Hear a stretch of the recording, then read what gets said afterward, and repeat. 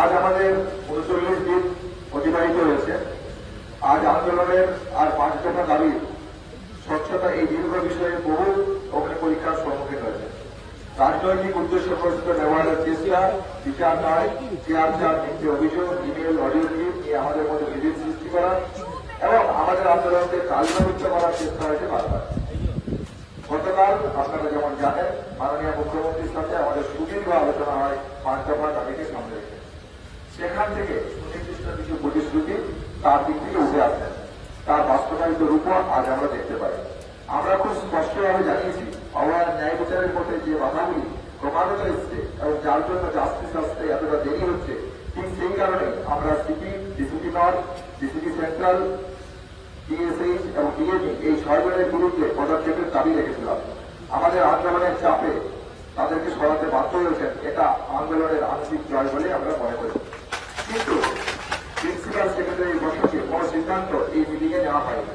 মুখ্যমন্ত্রী এই বিষয়ে সদর্থক মৌখিক আশ্বাস দিলেও এ সম্বন্ধে কোন পদক্ষেপ নেওয়া এখনো আমরা দেখতে পাইনি। সুরক্ষা বিষয়ে রাজ্যের সমস্ত পদক্ষেপ আজ সুপ্রিম কোর্টে বস্তুকৃত হয়েছে।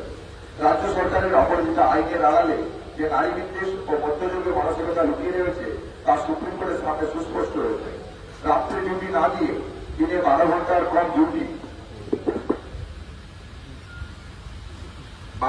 কম ডিউটি এবং তাদের স্বাধীনতায় হস্তক্ষেপ করে নারী পুরুষের মধ্যে বিভেদের যে সৃষ্টি, তা আমরা মনে করি মহিলাদের সুরক্ষার পরিপন্থী এবং এই বিধান অবিলম্বে সরিয়ে নেওয়া উচিত বলে আমরা মনে করি। রাজ্যের সুরক্ষা সম্বন্ধে দ্বিতীয় পদক্ষেপ এবং 7 দিনের ট্রেনিং এর সিভিক ভলেন্টিয়ারদের নিয়োগ করা নিয়েও একেবারেই উপযুক্ত নয় তা আমরা মনে করি এবং যা সুপ্রিম কোর্টের সামনে স্পষ্টতই এসছে।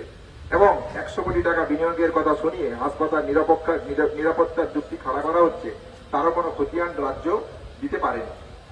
আমরা আমাদের 4 নম্বর দাবিতে আগেই বলেছিলাম, রোগী স্বার্থ তথা স্বাস্থ্য পরিষেবা সুনিশ্চিত না করা গেলে শুধুমাত্র নিরাপত্তা বাড়িয়ে হাসপাতালগুলিতে ডাক্তার, নার্স, স্বাস্থ্যকর্মীদের সুরক্ষা সুনিশ্চিত করা সম্ভব নয়। আমরা সেই জায়গা থেকেই কেন্দ্রীয় রেফারেল ব্যবস্থা সুনিশ্চিত করা, যথাযথ সংখ্যাতে নার্স, স্বাস্থ্যকর্মী, জিডিএ নিয়োগ, চুক্তিভিত্তিক কর্মী নিয়োগ বন্ধ করে স্থায়ী কর্মী নিয়োগ, সমস্ত সিঙ্গেল পিক ব্যবস্থা চালু করা, পেশেন্ট কাউন্সিলিং এবং প্রফেশনাল কাউন্সিলিং নিয়োগ করার সহ একগুচ্ছ দাবি আগের মিটিংয়ে আমরা রেখেছিলাম। হাসপাতালগুলিতে বেড নিয়ে দুর্নীতি, জীবনদায়ী ওষুধ পাওয়ার যে সমস্যা, সাধারণ মানুষকে নিত্যদিন এগুলির সম্মুখীন হতে হয়। আমরা সুরাহা চাই এই সমস্ত সমস্যা। নিরাপত্তা সহ এই সমস্ত দাবিগুলিকে সমস্ত সরকারি হাসপাতাল এবং মেডিকেল কলেজগুলিতে লাগু করার জন্য আমরা কলেজ ভিত্তিক টাস্কফোর্স গঠনের দাবি জানিয়েছিলাম মুখ্যমন্ত্রীর কাছে। অথচ এই বিষয়ে আরো আলোচনা প্রয়োজন আছে বলে এই গুরুত্বপূর্ণ বিষয়টিকে শুধুমাত্র একটি রাজ্য স্তরের টাস্কফোর্স গঠনের আশ্বাস আমরা পেয়েছি।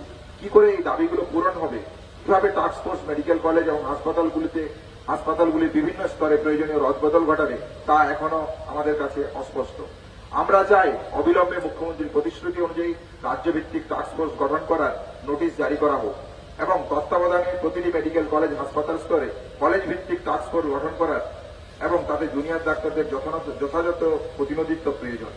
আমরা 5 নম্বর দাবিতে উল্লেখ করেছিলাম, কলেজে ভয়ের যে বাতাবরণ সৃষ্টি হয়েছে তা প্রতিহত করতে গেলে ছাত্রছাত্রী ইউনিয়ন এবং কলেজে আরডি রেসিডেন্ট ডক্টর অ্যাসোসিয়েশন সুনিশ্চিত করতে হবে।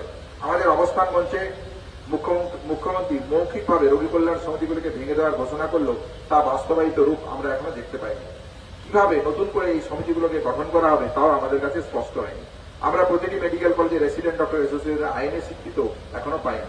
আমরা দ্রুত এই দাবিগুলি পূরণের দাবি জানাচ্ছি।